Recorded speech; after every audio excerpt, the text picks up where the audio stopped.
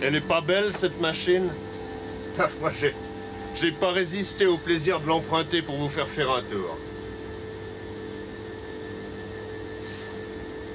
Avec cette locomotive, c'est le 21e siècle qui commence.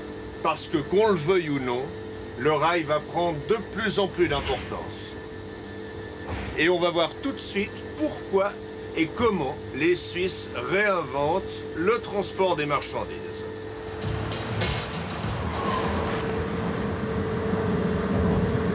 Le pari des Suisses repose sur une locomotive d'un concept entièrement nouveau. Une machine révolutionnaire capable de tirer d'énormes charges en montagne, mais aussi d'aller très vite en plaine. Alors quand on veut voir grand, eh bien il faut se donner les moyens de gagner. Et c'est ainsi qu'est née la RE 44 460 dans laquelle nous nous trouvons.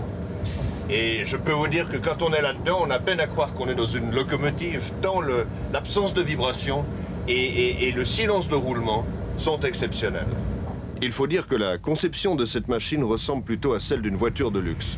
Double suspension entre les roues et les bogies, puis entre les bogies et la caisse. Les essieux sont autodirectionnels, autrement dit, les roues pivotent, comme sur une voiture, pour rester parfaitement parallèles aux voies. Ça limite l'usure, le bruit, et ça assure une fabuleuse tenue de rail.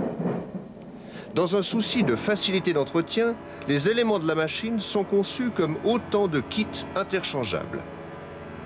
Et puis, il y a le cockpit, pour lequel, pour la première fois, on a eu recours aux matériaux composites. C'est plus solide et beaucoup plus léger que l'acier. 25% de résistance supplémentaire. Oh, d'ailleurs, on lui a tout fait à cette machine, même des tests de froid extrême, histoire d'être sûr qu'elle supporte nos climats alpins. Mais le problème du poids était particulièrement important, car la 460 utilise des moteurs triphasés révolutionnaires, des moteurs qui lui assurent énormément de puissance en continu, sans à-coups, et qui ne demandent pratiquement plus d'entretien. Seulement, pour fonctionner, ces moteurs ont besoin d'un circuit de transformation de courant plus lourd qu'un système conventionnel. Ce qui fait que même avec ses efforts d'allègement, la 460 fait tout de même le poids respectable de 85 tonnes. Puis, regardez ce tableau de bord, c'est magnifique. Il y a là un ordinateur qui dialogue avec le mécanicien et qui l'assiste sans cesse. Par exemple, s'il y a une panne, l'ordinateur analyse la panne. Pour la maintenance aussi, l'ordinateur vient aider au travail. Et moi, quand je suis arrivé ici, j'ai trouvé tout de suite un mode d'emploi complet, même pour des circonstances exceptionnelles.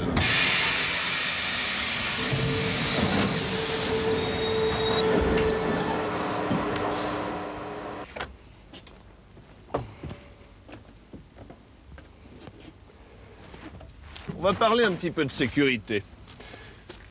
Un train, ça peut s'arrêter pneumatiquement. Le frein pneumatique, c'est ce qui commande ces grosses mâchoires qu'on voit sur les roues des wagons. Mais un train, ça freine aussi électriquement. Dans ce cas-là, c'est le moteur de la machine qui freine. Et dans ces circonstances, il ne consomme pas du courant, il en produit, il le renvoie sur la ligne. Un peu comme la dynamo de votre vélo. Quand vous la branchez, elle freine, elle produit du courant. C'est économique, c'est écologique. Et plus le moteur électrique est puissant, plus le frein est puissant. Et là, comme notre 460 fait plus de 8000 chevaux, ça donne un freinage bestial. Mais alors, qu'est-ce qui se passe s'il y a une panne grave, ou si le train glisse parce qu'il est emporté? Eh bien, on a inventé un troisième frein, un frein qui, en toutes circonstances, fonctionnera. Et le gars qui a inventé ça est génial. Regardez. Ça s'appelle un PMS, un frein magnétique de sécurité. En position relevée, il est maintenu par pression d'air. Maintenant, dans le pire des cas, s'il n'y a plus de pression d'air ou s'il n'y a plus d'électricité,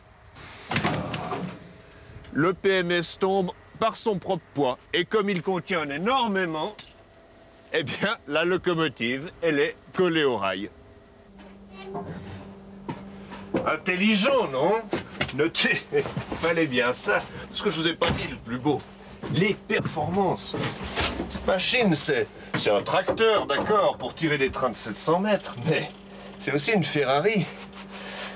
8300 chevaux, 230 km/h, le 0 à 100 à l'heure en quelques 13 secondes.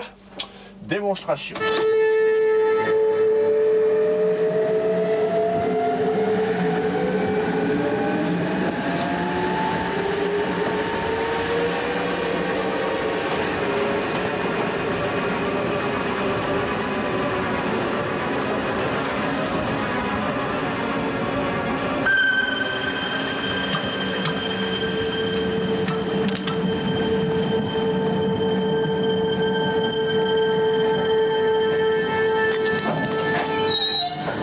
n'imaginez tout de même pas que moi, j'allais faire une chose pareille avec cet engin.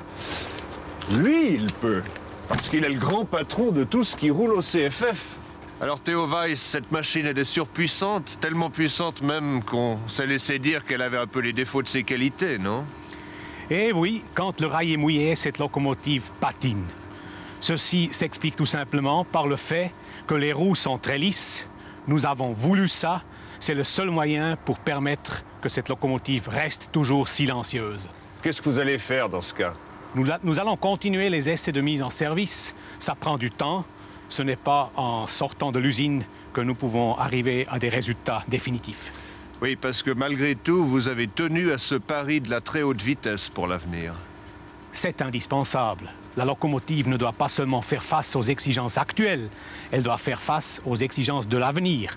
Et dans un avenir relativement proche, même en Suisse, nous allons circuler à des vitesses plus élevées, voire à des vitesses jusqu'à 200 km/h. Et quand on voit une machine aussi moderne, aussi informatisée, on se demande finalement pourquoi il y a toujours un mécanicien dedans. Pour la sécurité de la conduite, il y a deux facteurs qui sont essentiels. Le premier, c'est la vigilance humaine. Et puis, bien sûr, il y a des équipements techniques qui sont là pour rattraper une éventuelle défaillance humaine. Mais les deux facteurs, l'un humain, l'autre technique, sont des facteurs complémentaires. Il faut les deux. Donc dans 20 ans, dans 25 ans, il y aura toujours un mécanicien aux commandes de la 460. J'en suis persuadé, vous verrez toujours un mécanicien sur la locomotive. De toute façon, d'ici 20-25 ans, on sera probablement en train de mettre la dernière main à un projet très fou pour le transport des personnes. Ce projet, c'est Suisse Métro. Nous, on a voulu savoir si c'était vraiment faisable, alors en route pour l'utopie.